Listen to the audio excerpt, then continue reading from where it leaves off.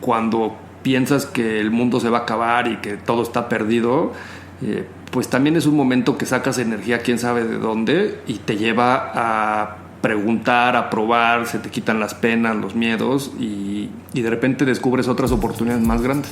Bienvenidos al episodio 23 de Conversaciones DLC, un podcast de lo cotidiano y lo no tanto. Yo soy Efraín Mendicuti y como saben he creado este espacio para conversar con distintos líderes de pensamiento, negocios, educación y cultura en el mundo de habla hispana y compartir con ustedes cómo estos líderes con su trabajo, experiencia y ejemplo nos muestran a todos la forma en la que podemos hacer en nuestras vidas de lo cotidiano algo extraordinario.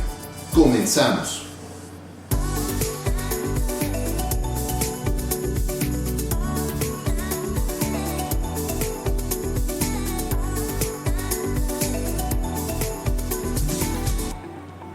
Curioso, valiente, tenaz y constante son 4 palabras que describen bien a mi invitado el día de hoy. Es ingeniero industrial de formación y tecnologista y emprendedor por vocación. Mi invitado hoy no solo ha fundado distintas empresas a lo largo de los últimos 20 o 24 años de carrera, entre las que destacan una de las más importantes agencias de publicidad y marketing digital en la región y el primer parque de entretenimiento digital en México, sino que además ha sido responsable de más de 5,000 campañas y proyectos de marketing digital para muchas de las más importantes marcas en el mundo. Es cofundador de InSpark y fundador y CEO de Element Studios. Jerónimo Ávila, bienvenido a Conversaciones DLC. Efra, mucho gusto estar aquí contigo y ser parte de este proyecto tan increíble que tienes. Muchas gracias y gracias por recibirme hoy aquí en tu oficina para grabar este episodio. Ya hemos tenido varias pláticas en el pasado aquí. Increíble la agencia y gracias por hacer el espacio. Bienvenido siempre. Oye, me gusta siempre empezar con nuestros invitados por el principio. Y platicar un poco de tu historia, cómo comenzaste y cuál ha sido el camino que has recorrido para llegar hasta acá. Pero además, en tu caso en particular, quiero empezar por el principio, porque por ahí, mientras me preparaba para esta plática, recordé una plática que tuvimos hace muchos años donde me contabas una historia de un quemador de CDs. ¿Cuál es la historia de Jerónimo Ávila y cómo has llegado hasta acá? Pues mira, siempre creo que tuve como mucha curiosidad, como bien dices, de entender cómo funcionaban las cosas, en especial los temas de la tecnología. Desde muy chico me llamaban mucho la atención las computadoras. Tuve yo creo que la fortuna de tener amigos que sus papás trabajaban en cosas que tenían que ver con las computadoras, porque cuando yo era niño pues las computadoras eran raro verlas en una casa. Son cosas que no pasaban.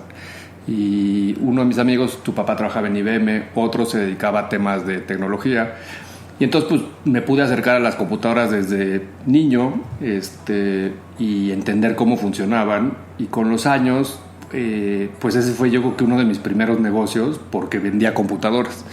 Entonces pues iba y compraba en República El Salvador todos los componentes y las armaba y se las vendía a mis amigos, a conocidos y pues además pues en aquella época pues armar la computadora te ahorrabas, o sea tenías muchos mejores componentes y te ahorrabas mucho dinero que si comprabas una computadora de marca, ¿no?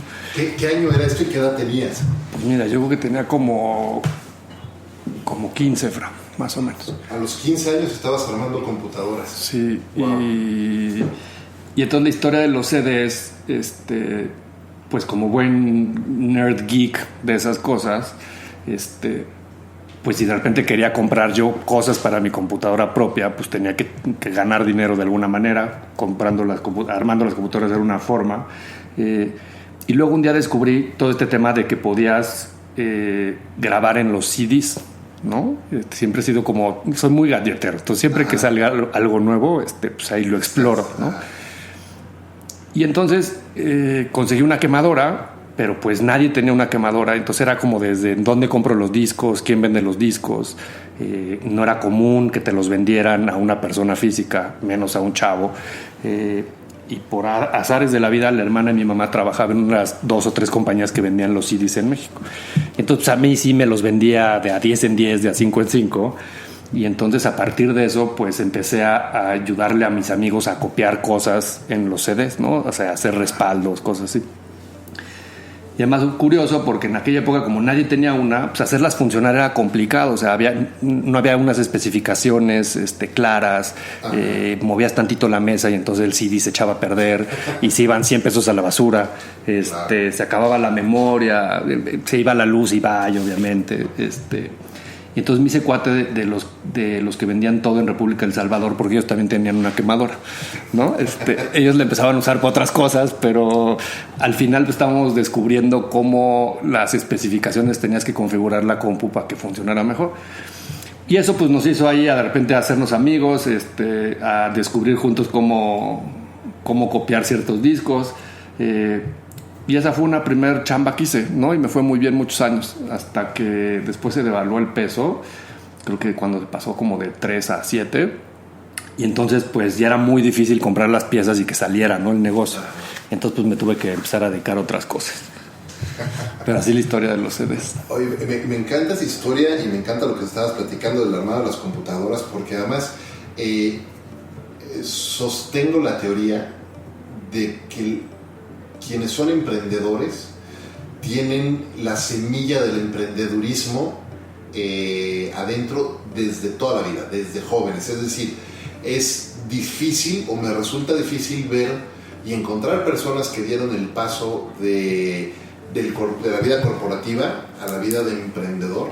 Y más bien los grandes emprendedores que conozco y personas como tú han sido emprendedores desde siempre, ¿no? Y platicaba en otro episodio, ¿no? Por ejemplo, el caso de mi esposa, que también es emprendedora, y ella igual desde los 15 años ya estaba en un bazar en Coyoacán vendiendo peluches, ¿no? Y vendiendo cosas, versus, por ejemplo, amigos o yo mismo que hemos hecho carrera corporativa durante todo el tiempo, ¿no?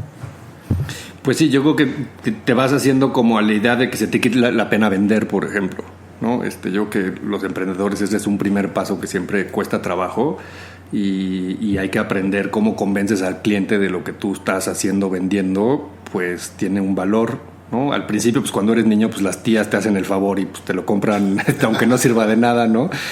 Pero con el tiempo se va poniendo más difícil y entonces ya no tienes a las tías, ya no tienes a los amigos de los papás y hay que irla a vender a un desconocido y tienes que generar la confianza en esa persona, tienes que ser responsable y entregar lo que ofreces que vendes y eso toma tiempo.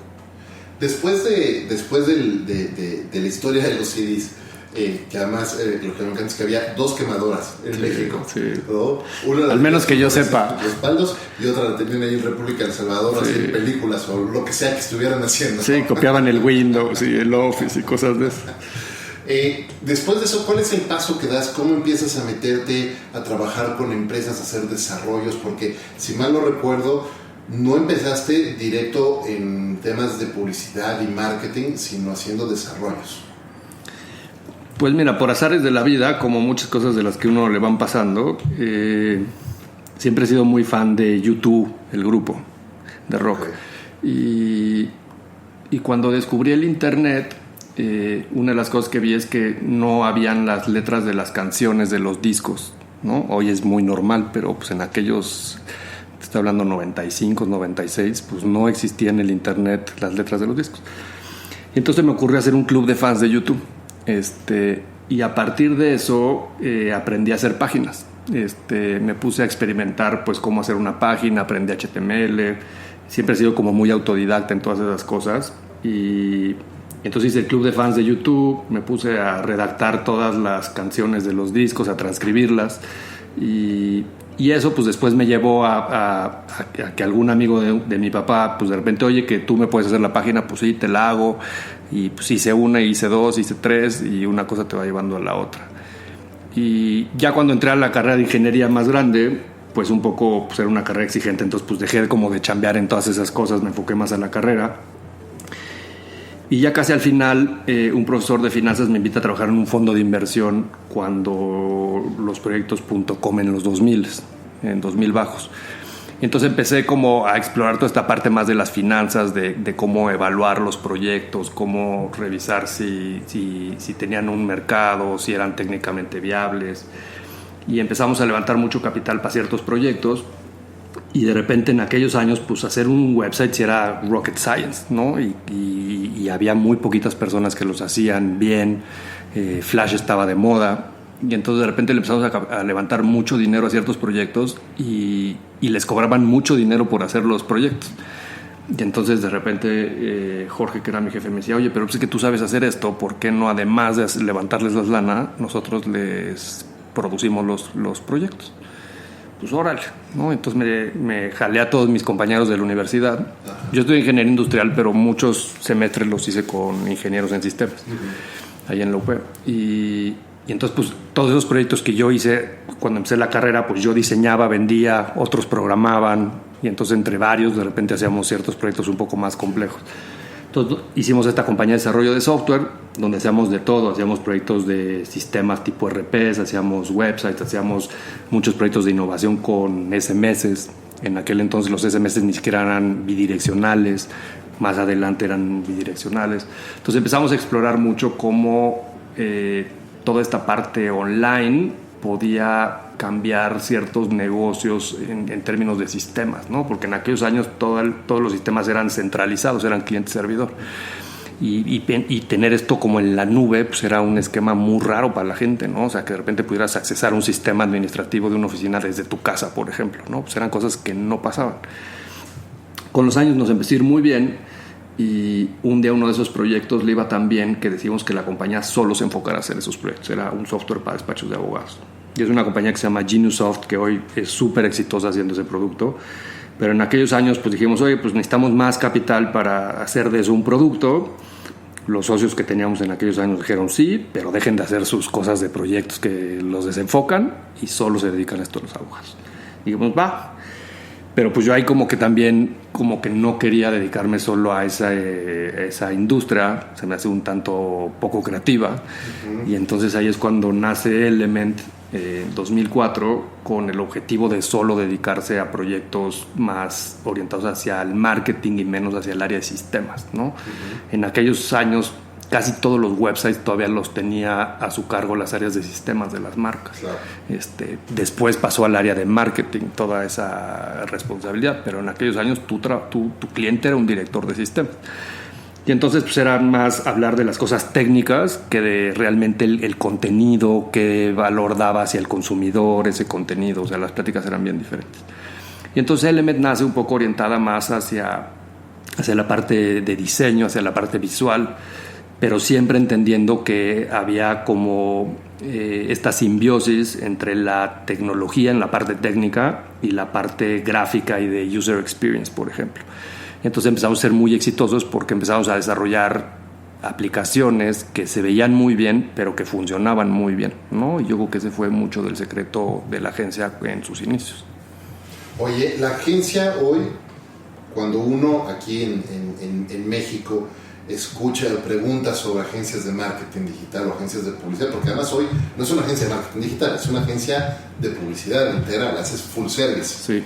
Y han recorrido un largo camino. Decías ahorita, la abrieron en 2004. 2004. Cuando uno piensa en Element, piensa en una agencia exitosa. Pero es muy fácil hablar del éxito, ¿no? Pero ¿qué hay de los riesgos que has tomado como emprendedor? ¿Qué hay de los tropiezos, de los fracasos también, ¿no? Que te han llegado para acá? ¿Cuál ha sido como una de las más de esas historias de terror? ¿Habrá habido un momento en estos años en los que tú hayas pensado que incluso estaba en riesgo la vida de la propia empresa? Seguro, muchas veces, y te topas con pared, yo creo que de distintos temas en el tiempo, pero siempre hay muchas cosas que hay que ir aprendiendo en el camino, ¿no? Yo creo que la primera de esas fue un primer gran cliente que tuvimos fue Telefónica Movistar. Y yo creo que fue el cliente que a mí en lo personal me enseñó a hacer marketing, y a la agencia la movió de ser páginas a hacer marketing digital.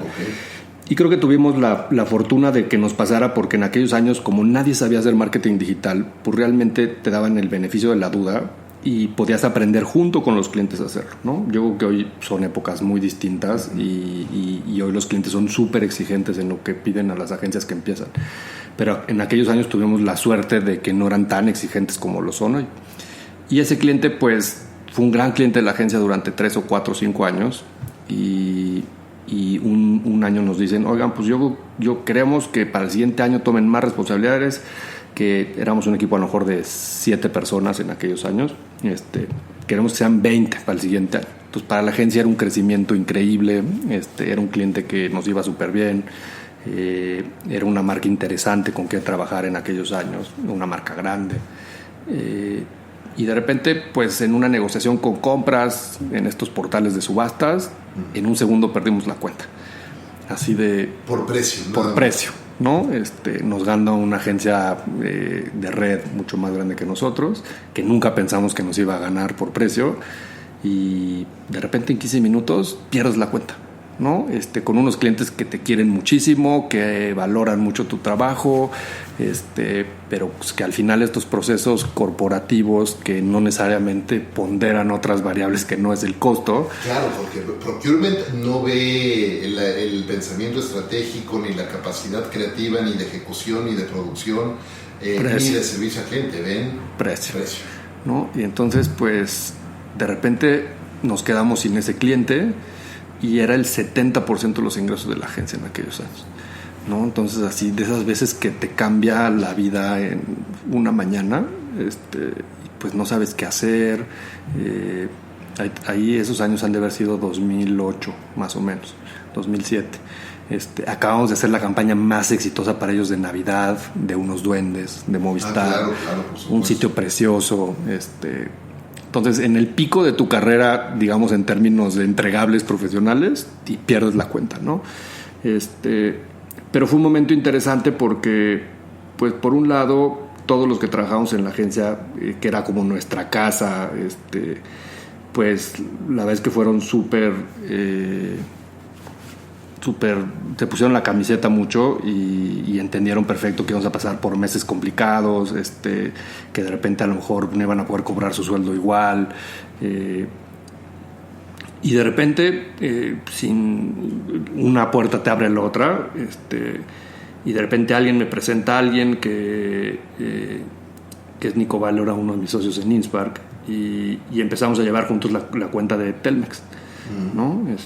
La pichamos, me dijo, ¿qué experiencia tienes en Telecom? Pues llevamos haciendo Telefónica tantos años. Pues buenísimo, vamos a pichar juntos, y si ganamos tú haces la parte digital. Pues órale. Y 2 meses después de perder Movistar, pues ya estamos trabajando con Telmex, ¿no? Que pues se volvió una cuenta importante para la agencia todos esos años, la trabajamos mucho tiempo. Eso nos hizo después trabajar con Telcel de alguna manera. Claro. Hoy Telcel es uno de los clientes más viejos en la agencia. Llevamos casi 10 años trabajando con ellos. Entonces, pues de repente uno no se da cuenta de cómo, pues por un lado me enseñó a que no hay que poner todos los huevos en una misma canasta, ¿no? Y que de repente ser un cliente que sea el 70% del ingreso de un negocio, pues es mala idea, ¿no? Sí, claro. No me costó el negocio, afortunadamente, pero pues aprendí varias lecciones, ¿no? De la gente que estaba en aquellos años en la agencia, de que hay que diversificar, pero también de que a veces cuando piensas que el mundo se va a acabar y que todo está perdido, pues también es un momento que sacas energía quién sabe de dónde y te lleva a preguntar, a probar, se te quitan las penas, los miedos, y de repente descubres otras oportunidades más grandes. Hay 3 cosas que me llaman la atención de esa historia que quisiera desempacar un poquito, ¿no? O hacer doble clic en eso. La primera, ¿cómo como cabeza de una empresa, porque finalmente las decisiones que tú tomes te impactan no nada más a ti, sino a todo el equipo, a todos los integrantes de la organización? Y en un momento de frustración, lo que decías ahorita, en 15 minutos, 70% de tu ingreso en 15 minutos, por razones totalmente ajenas ya a tu área de influencia. Tú ya hiciste todo lo que tenías que hacer y aún así se va. ¿Cómo como líder mantienes la calma y cómo te levantas en ese momento? Porque tienes que además levantar al resto del equipo. No es nada más tú y decir, bueno, me encierro un rato aquí a jugar solitario en lo que se me pase el coraje. No, tienes que seguir adelante y impulsar al equipo. ¿Cómo te levantas de eso? Pues mira, yo creo que una cosa que siempre es responsabilidad de quienes dirigen equipos es, pues tienen que mantener la calma en los demás, ¿no? Entonces, pues se puede estar hundiendo el Titanic, pero pues tú tienes que que un poco ser quien demuestre la calma en los demás, que todos estos miedos que de repente, oye, voy a perder mi trabajo, qué va a pasar con la agencia. Entonces, si no te ven a ti seguro de que vas a salir adelante, pues ellos mismos difícilmente van a creer que vas a salir adelante. Entonces, pues yo creo que una de las responsabilidades que tiene que tener cualquier líder es pues cómo infunde esa confianza en sus equipos de que las cosas van a estar bien y obviamente no van a estar bien solo por decreto, sino porque pues, hay que trabajar duro y hay que echarle el doble de ganas, ¿no? Yo siempre he sido la idea de ser como muy transparente con la gente que está cerca de mí, de que entienda perfectamente cuáles son los objetivos, los retos, los problemas, porque si no tienen esa claridad, pues difícilmente te van a ayudar a ti a alcanzarlo, ¿no? Entonces, pues en una época difícil, pues tienes que ser claro con la gente y decirle, ¿saben qué? Pues sí, la época es difícil y el plan es este y yo creo que tenemos que hacer estas cosas y hay que echarle muchas más ganas que antes para que salgamos adelante de que claramente sí es un problema a superar, ¿no? Me gusta mucho ese tema, justo era el otro doble clic que quería hacer, precisamente la transparencia en la comunicación con la gente. Hay una anécdota por ahí que cuentan del CEO de Costco. Tú sabes que Costco es una de las empresas más estables, más grandes, pero que han pasado por grandes crisis. Y el CEO me estoy tratando de acordar de su nombre, lo traigo en la punta de la lengua y no me puedo acordar, pero una de las anécdotas que cuenta es precisamente en una de las grandes crisis en mediados de los 2000, mientras que la mayoría de los retailers empezaron a hacer recortes. Esta persona habló en un offsite o en un summit que tuvieron global, habló con la mayoría de los empleados y les pidió recortar turnos o recortar de manera temporal salarios a cierta parte, con el compromiso y la entrada de decirle, no vamos a cobrar absolutamente a nadie y todos vamos a seguir aquí, pero necesitamos que todos hagamos estos sacrificios para poder mantener a todos arriba y enderezar el barco. Y hoy, bueno, todos están muy bien, pero me parece que muy pocas empresas están tomando este tipo de decisiones hoy día. Pues sí, yo creo que hay que ser muy transparentes y al final, pues también siempre hay que preocuparse por los demás, ¿no? Por las personas. Las empresas están hechas de personas que tienen sus familias, sus problemas, y hay que ser como superhumanos en entender esa otra parte, ¿no? Entonces yo creo que la transparencia es como lo mínimo que puedes hacer para estar como en el mismo canal y para que ellos también sepan en dónde están parados. Muy bien. Oye, tu carrera, Jero, la has desarrollado siempre de la mano de innovación, ¿no? Todo el tiempo. Hace rato lo platicabas. Hay un gadget nuevo, hay algo que está saliendo en mercado y eres de los primeros en investigarlo, en tenerlo. Y creo que no podemos hablar de innovación y de reinvención si no hablamos también precisamente de resiliencia, que ya tocamos un poco ese tema, de empatía, de enfoque y de disciplina. Cuando trabajas en procesos así, ¿cuáles son las principales barreras que tú, desde tu punto de vista, has enfrentado cuando piensas en estas 4 habilidades? Resiliencia, empatía, enfoque y disciplina. Sobre todo pensando que estás trabajando con un grupo de personas dentro de Element, pero también con tus clientes allá afuera y también con proveedores y con partners, ¿no? Y entre todos tienes que estar alineando un poco el mismo camino para tratar estos 4 elementos. Pues mira, voy a empezar por la empatía. Yo creo que es muy importante entender que uno nunca tiene la razón, ¿no? Y que siempre hay otro lado de la historia y otra perspectiva de las cosas. Desde, por ejemplo, cuando hacía los primeros diseños de sitios, pues entender la usabilidad no es más que eso. Es entender cómo la gente usa las cosas y a partir de ese entendimiento tratar de diseñar para que la mayoría lo sepan hacer de la forma más fácil e intuitiva posible, ¿no? Entonces yo creo que la empatía es una cosa que debe de partir de que la verdad no es única ni es universal, sino que cada quien tiene distintas maneras de ver la vida, de entender los problemas, y si uno no es empático en tratar de entender el sentimiento de los otros, pues difícilmente vas a poder llevar a buen puerto un proyecto, vas a poder administrar bien un equipo de trabajo, desde entender las necesidades del cliente, ¿no? O sea, yo creo que con los clientes eso es otro, no es empatía como tal, pero es parecido en términos de hay que entender qué es lo que están buscando, por qué lo están buscando, qué quiere ese cliente como persona, como área, como compañía, qué quieren los clientes de ese cliente.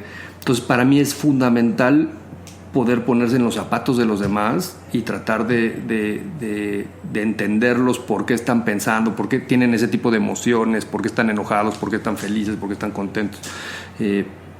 Porque si no tienes esa claridad, pues es muy difícil tener un entendimiento en una relación, ¿no? Y lo mismo tiene que ver con las parejas, con los amigos, yo creo que en todas cosas. La resiliencia,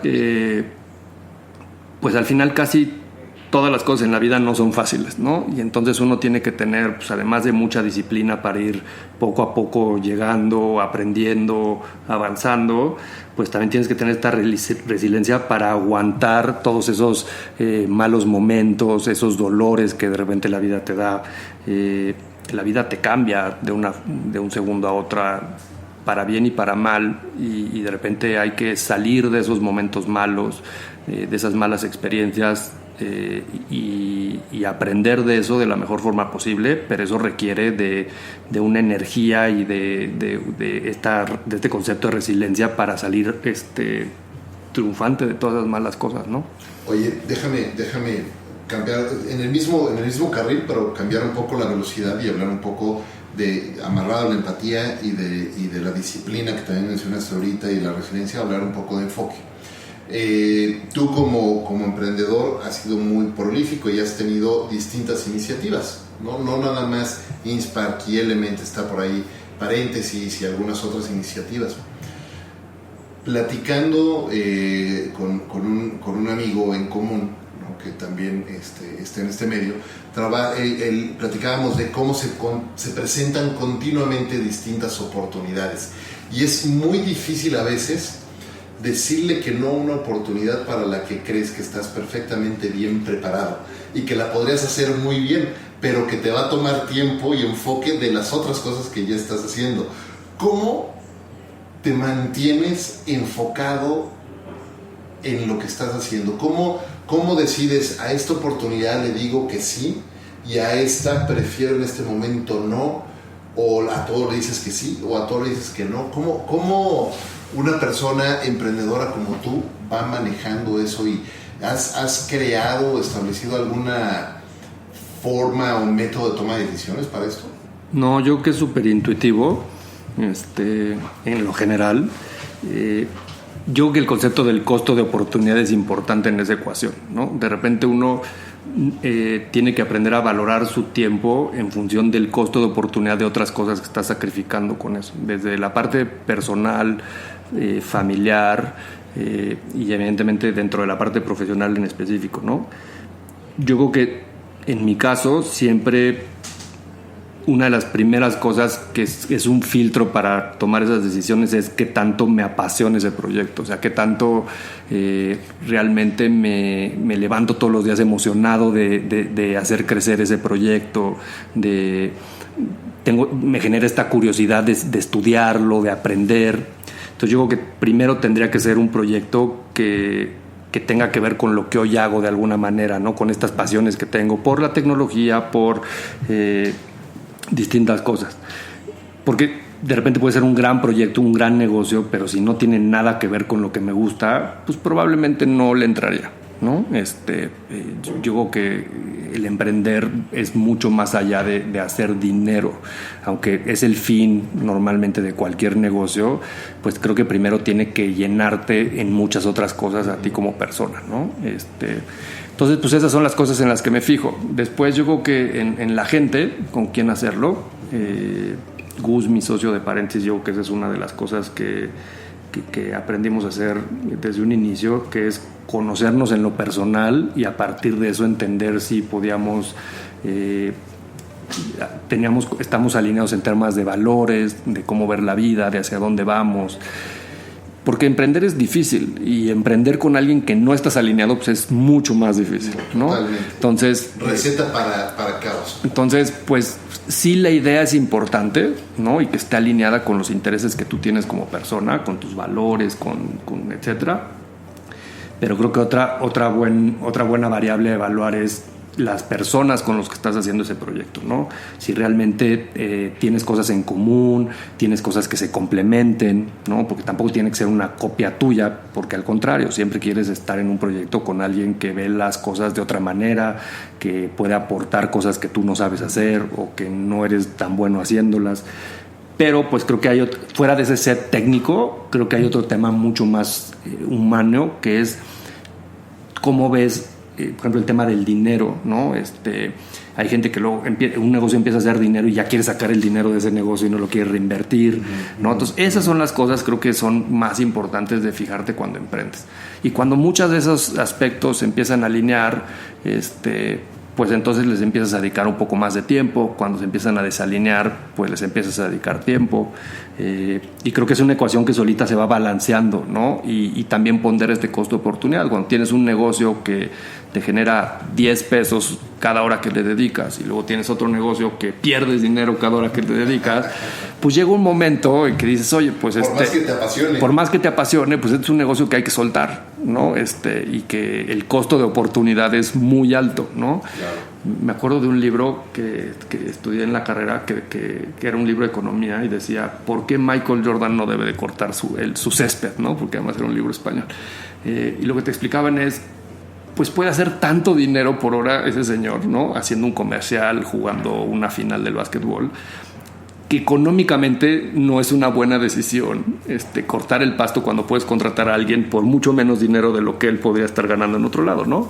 A menos de que te lleve un estado tal de mindfulness cortar el pasto, que entonces valga la pena que lo hagas, ¿no? Claro. Qué importante concepto. Me acuerdo justo, me acuerdo de ese pasaje. Claro, es que la importancia de dedicar el tiempo a lo que realmente te va a hacer producir más.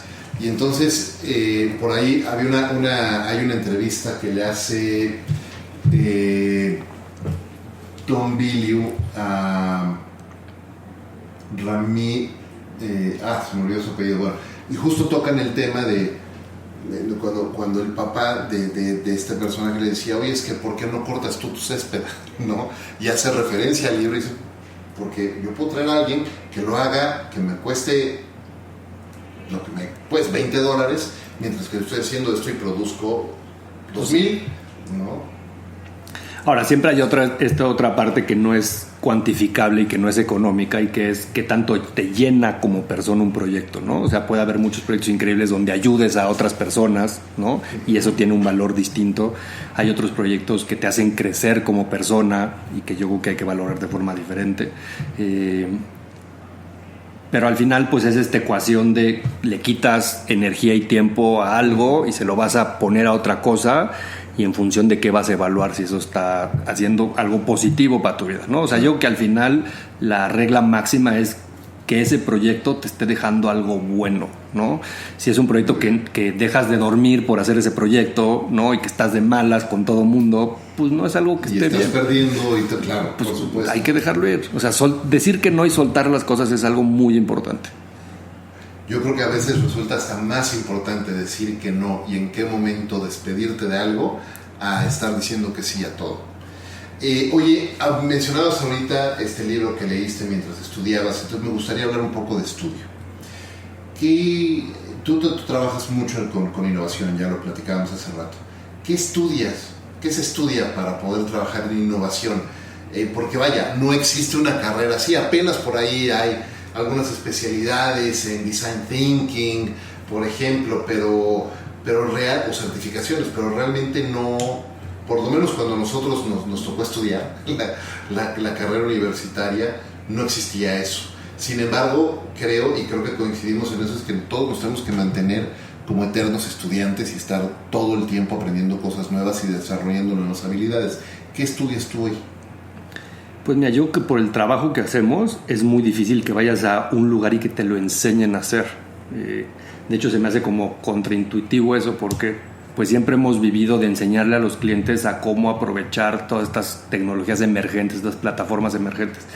Entonces, el día que nosotros vayamos a algún lugar y nos enseñen a hacer eso, ese día creo que estamos fuera del negocio, ¿no? O sea, porque las escuelas siempre van a ir muchos años atrás para enseñar las cosas, o sea, las van a enseñar ya que es evidente que hay que aprenderlas, ya por que ejemplo, quedaron ¿no? bien establecidas y hay una metodología. Pues ya que hay muchos casos de éxito, por ejemplo. Claro. Entonces, cuando tu trabajo, lo que tienes que hacer es crear esos primeros casos de éxito de esas cosas, difícilmente vas a encontrar un lugar donde te enseñen a hacer eso, ¿no? Entonces, yo siempre he partido en nuestro trabajo en específico de ese supuesto. Y creo que también es muy importante ser autodidacta. Yo una de las cualidades que busco en todos los que trabajamos aquí en la agencia es esa capacidad de seguir aprendiendo. Porque como bien dices, pues vivimos en un entorno altamente cambiante, donde en todo momento hay que volver a probar cosas, ver qué funciona, qué no funciona. Lo que funcionaba no necesariamente va a seguir funcionando en pocos meses después. Y entonces yo creo que más bien hay que probar siempre cosas distintas y ir aprendiendo de esas pruebas, ¿no? Entonces un poco un aprendizaje más práctico que académico o teórico. Y obviamente hay disciplinas que te van sirviendo en el tiempo para poder hacer mejor ese trabajo. Ahora que todo el tema de data y de análisis de información se vuelve muy importante para las empresas, para las marcas, para las agencias, pues a lo mejor necesitas desarrollar habilidades más analíticas, ¿no? Y entonces, más que ir a encontrar un curso de cómo hacer data advertising, pues hay que ir más bien a alguien que te enseñe estadística, alguien que te enseñe otro tipo de habilidades, a lo mejor matemáticas y de análisis, que te van a servir orientadas al trabajo que estás haciendo, ¿no? Que finalmente me parece de lo más importante, hacerte de competencias que te ayuden, te complementen para hacer otras cosas. Déjame cambiar rápido la velocidad, porque estamos aquí en tu oficina, que ya decía yo, me encanta tu oficina, y cuando te estábamos presentando, una palabra que usamos para presentarte es technologist. Pero viendo también, claro, está lleno de tecnología y estoy viendo, hablabas de ser súper galletero y estoy viendo ahí, tienes tu primer, ¿cómo se llama? No es la Newton. Sí, la Newton por ahí, la primera Macintosh, pero también tienes muchísimos libros, se ve, y por ahí dicen que la riqueza de una persona también se ve en el tamaño de su biblioteca, ¿no? Y me refiero no a la riqueza económica, sino a la personal, y también veo mucho arte. Y cuando uno piensa en Jero, normalmente te asociamos con el mundo de la tecnología, pero claramente el arte tiene que ver mucho en tu vida. Cuéntame un poco de eso y cómo complementa esa vida profesional. Yo me considero una persona bastante creativa, no creativa en función de la publicidad, sino creativa en términos de resolver problemas y que la parte visual siempre me ha gustado mucho. No dibujo muy bien, pero siempre he tenido buen gusto para el diseño, por ejemplo. Me considero como buen curador de esas cosas.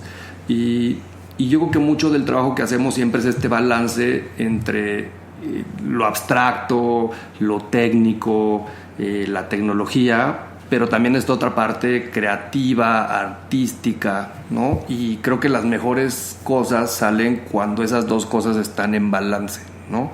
Entonces son dos disciplinas que me gustan mucho.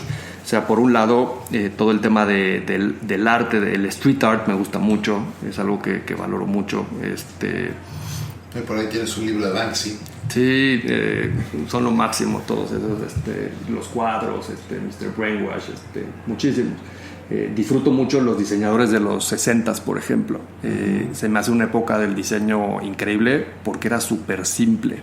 Y a veces no nos damos cuenta que el diseño tiene que ver con simplificar las cosas.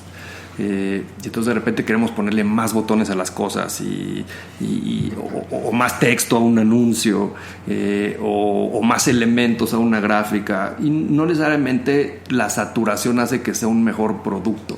A veces menos es más, y el diseño de los 60s, creo que una de las cosas que hacía muy bien es sintetizar en un objeto las funciones para las que ese objeto estaba hecho y nada más.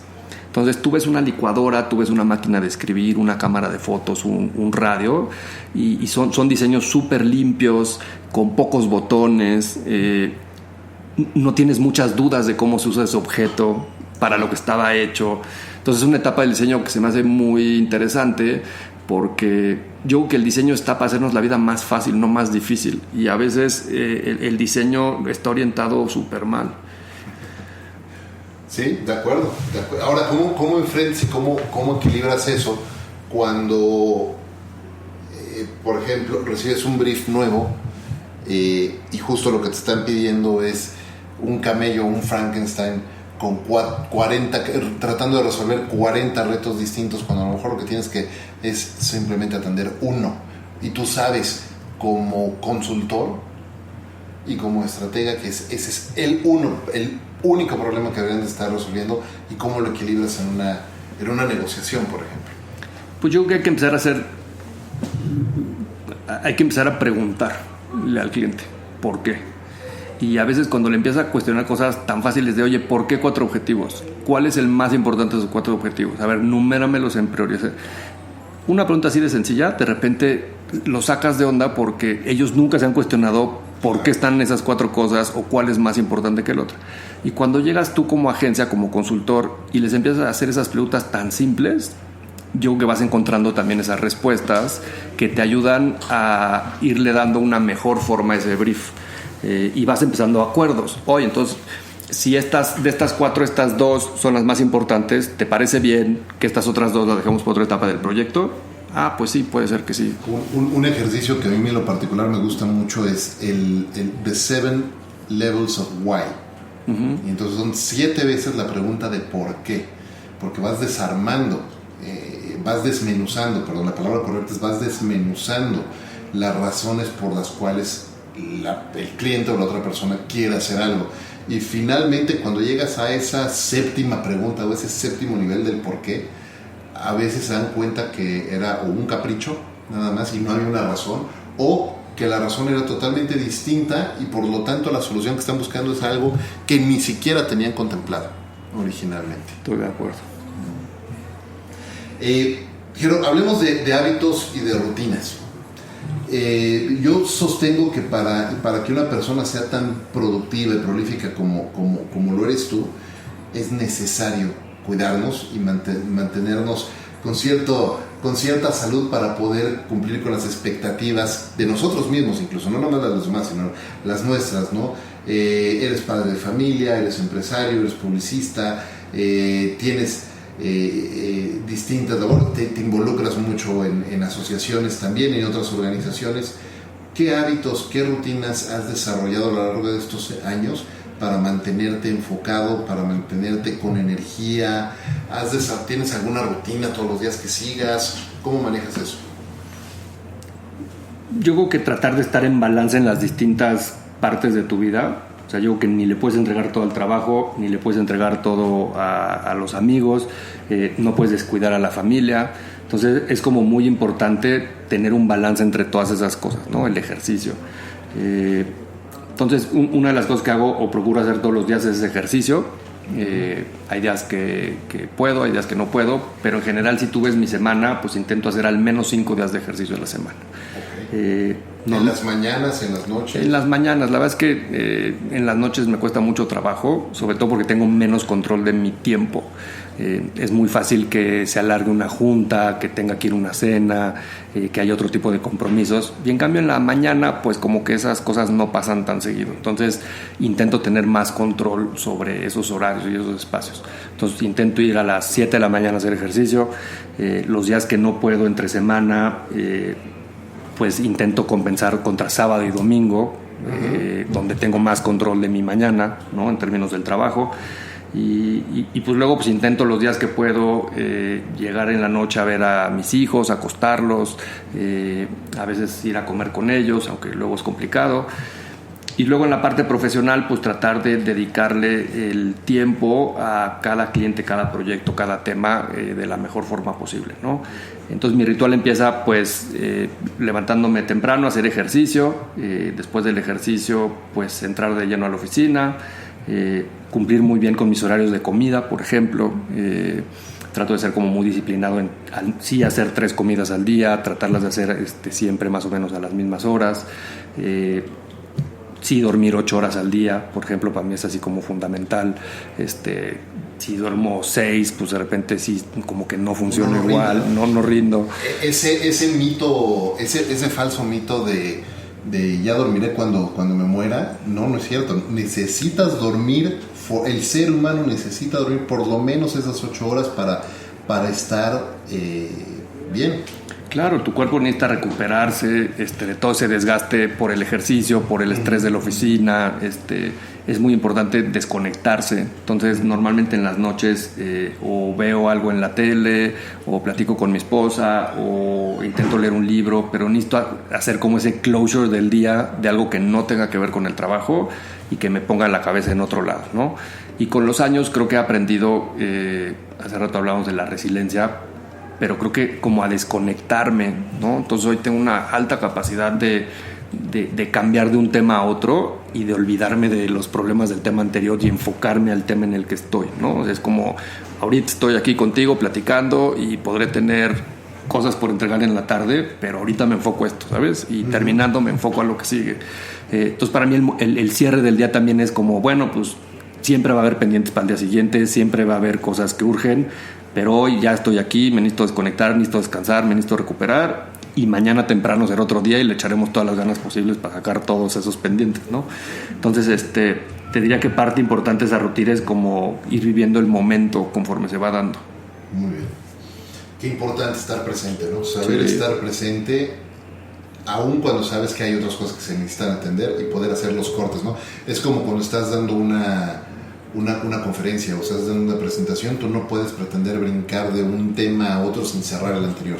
Totalmente. ¿No? Nos estamos acercando ya al final de este episodio, pero antes de hacerte la última pregunta, ¿dónde las personas que nos están escuchando pueden conectar contigo? Pues mira, @Jerónimo con G, Ávila, lo que quieran, normalmente ahí me encuentran. Perfecto. Facebook, Twitter, Instagram, todo. Todas las plataformas. Te googleamos Jerónimo Ávila y luego. Sí, no es tan complicado, sobre todo porque no hay tantos Jerónimos con G, entonces siempre he tenido la suerte de tener esos nicknames muy fácil. Eso a mí me pasa lo mismo. Eso de tener un nombre poco común ayuda mucho para poder tener tus nombres de usuario como tú los quieres. Totalmente. Oye, ahora sí estamos llegando a la pregunta final, y la premisa principal de este podcast es cómo podemos todos hacer de lo cotidiano algo extraordinario. ¿Qué es para ti, para Jerónimo Ávila, hacer y cómo haces de lo cotidiano algo extraordinario? Yo creo que hay que saber apreciar las cosas, Efra.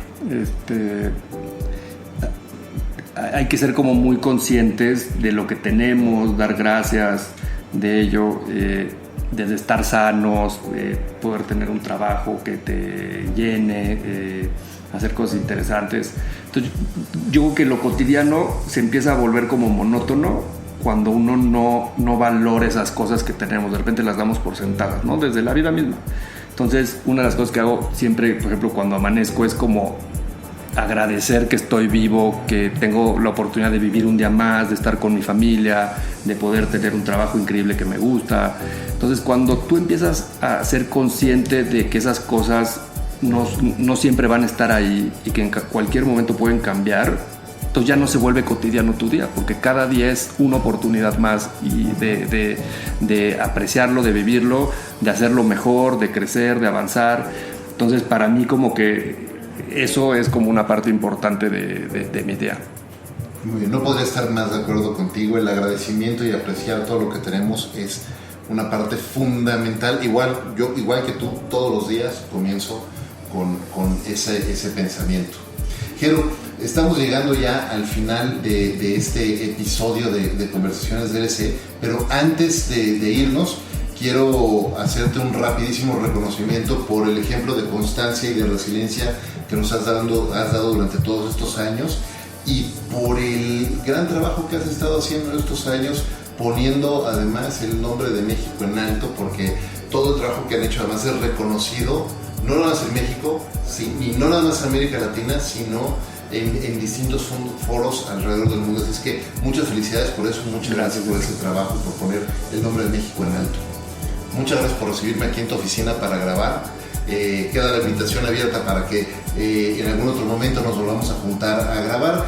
Y de nuevo, muchas gracias a todos ustedes por escuchar este episodio de Conversaciones DLC. Muchas gracias como siempre al mejor café de México, Ricolto Café, por ser parte de esta aventura de vida todos los días. Y de nuevo, gracias por escucharnos. Yo soy Efraín Mendicuti y los espero en el próximo episodio de Conversaciones DLC. Hasta la próxima.